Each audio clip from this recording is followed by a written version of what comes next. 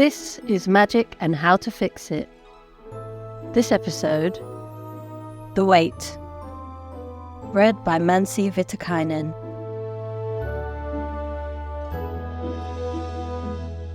Randal couldn't help but gaze into the window of the bakery as he passed by. He always did have a soft spot for freshly baked pastries. But this time, it was something other than the flaky fruit pie that caught his eye.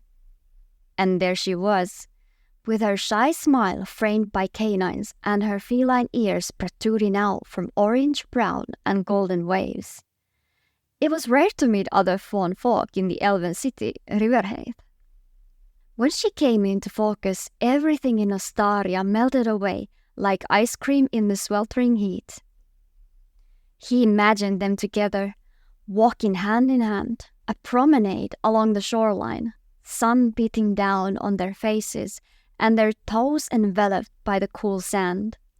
He wondered if she would comment on the salty sea air, or would they walk in silence until the sun fell below the horizon and the sky was dusted in stars. Then he knew he had never been in love until that moment. He imagined what they would look like together. Him with his horns of dust curled back atop his head of long black curls pulled into a loose braid, and her with her sunray skin and calico hair flowing freely in the salt spray. "See something you like or just browsing?" came a voice that broke the daydream. "Have you seen her before?" he asked his friend who often stopped by the bakery before work. "Don't think so. She must be new in town," Aiden said pensively, already ahead looking back at Randal. "Come on, she's not going anywhere. Let's knock this project out, and we can pick up snacks later." But his feet made no move to follow, and his eyes were fixated on her. What if she was just a distant relative of the beetles visiting for the dry season? Monsoon season was coming soon. He might never see her again. His heart broke at the thought. What was he thinking? He didn't even know her. Everything about her was just a figment of his imagination. How could he love her? He didn't even know her name. Aiden rolled his eyes and said, "Fine, get me my usual, but don't take too long. We have an important meeting to get to." "It won't be long. There's hardly anyone in line," Randal said confidently. "I'll be outside." He stepped inside, and as if the realms had conspired against him, the whole place mobilized. Customers from all corners of the bakery suddenly felt their stomachs rumble and throats dry out, and he found himself at the back of a long queue. Time ticked away slowly. The people ahead of him shuffled in place as they too impatiently waited their turn. Fiddling with time was not just frowned upon, it was illegal. He would have to do this the long way, so he waited. He watched her closely as she worked. Her eyes rarely met the customers, and when they did, it was brief. Brief enough that unless one was paying close attention, they wouldn't notice the puffiness around her eyes. She moved delicately as she plated and finished desserts by hand. The knot in his stomach grew with each step forward in line, and slowly his feet started tapping. When she looked into his eyes for the first time, would the world come alive like it did for him? Or would it be just another day? His patience diminished, and his anxiety grew with each minute that passed by. Before he knew it, his whole leg was tapping. One by one, plate after plate of precisely served desserts and drinks were handed over until he was next in line. He stepped up to the counter with his confidence coming undone. What would he even order? He didn't plan this far ahead. What did Aiden say his order was again? Time was passing faster than before, matching the speed of his heart. What did he usually bring to work? He remembered the paper bag, but not the contents. She was looking at him expectantly now. Had they been standing in silence for too long? How long was an appropriate silence anyway? His eyes met hers, and his heart fluttered in his chest. She looked into his eyes. It was just a flicker of a moment, a moment he wanted to hold on to forever, so he took in every detail.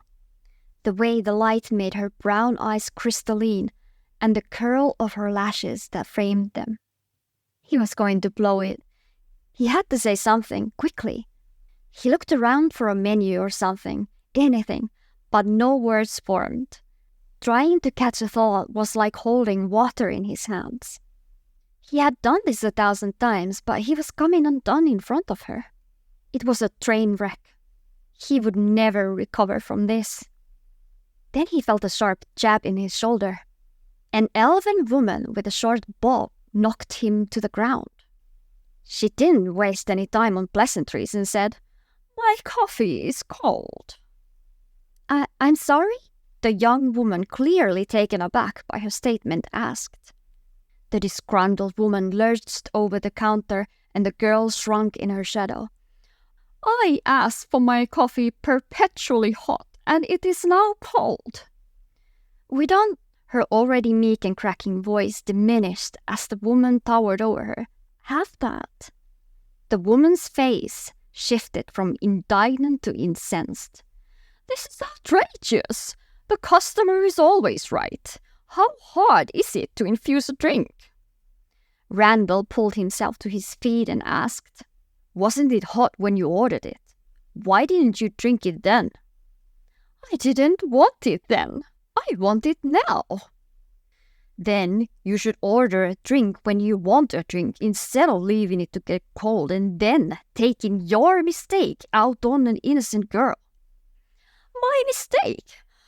My mistake! Her eyes began twitching then. She threw the nearest display on the floor between them, sending pre-packaged cakes across the floor. She can't be serious, can she? Then the screaming began. Nonsensical blubber. This elf was having a full-on temper tantrum in a coffee shop just past dawn. "Do you know who I am?" What a pompous question. Randal couldn't help but laugh out loud at the statement. What could anyone gain from behaving like this, especially to such a sweet young woman? She grabbed the half-full cup on the counter between them. He watched as if it were in slow motion. His body tried to hold him still, pure instinct. He knew this was his chance to make an impression. With no time to recite a spell, he launched himself onto the counter between them. He used his body as a shield when she threw the contents of the cup. Cold milk coffee dripped off his horns. His damp shirt clung to his chest. Calmly he said, "If you're done with your meltdown, lady, you should go." Her beet-red face contorted, and she clambered across the counter to grab him. He shoved her away, but she just kept on coming. Finally, he overpowered her, and she fell to the floor. She reached into her pocket, pulled out her wand, and picked the fauna up like a ragdoll. Randal flicked his patchy wet hair from his face and launched into action. She was dangling in the air, held up by a phantom string. He tried to grab her, but each time she jerked away out of his grasp. Then he turned to the woman, waving her wand and laughing manically. He lunged at her, grabbing her hair and anything he could to get her focus. She knew that this was torturing him too, and she kept her focus while he pushed, pulled, and punched at her wildly. "Stop!" Her timid voice boomed through the room, and they both paused mid-scrap. His hand still pulling her ear and hers holding him at arm's length. Her posture was timid, but her face was stern, even dangling up there. She was looking right at him. A smile spread across Randal's face. He couldn't control it. Even if it was him she was scolding, she was standing up for herself. Suddenly she was falling. He dashed across and caught her, and she smelled like freshly baked cherry pie. They were almost nose to nose. He felt alive like a bonfire on the sands. Heat flushed through his skin. Then anxiety rose in him when she said, "Can you put me down, please?" His heart dropped. He straightened his shirt as best he could, patted down his hair, and placed her down gently. She quickly scurried away back to what was once the safety of behind the counter. He turned to leave, but he forgot one crucial detail. Her name. He didn't get her name. He searched with his eyes for a name tag or anything that might tell him who she was. Nothing gave her away. What did you say your name was? He asked. I didn't, she replied. Humor me? He said with a hopeful smile. She looked him up and down, and he wondered what metrics she might have been evaluating him against. Then she finally said, "It's Maribel." He jumped internally with glee, and he rushed back to his friend, who awaited him impatiently. He thought about the next time he would see her. Would she remember him? Perhaps she would ask his name, and he would offer to buy her a drink after work. They could sit quietly on the cool sand and just watch the boats pull into the dock. Then came a voice that broke the daydream. You forgot to order.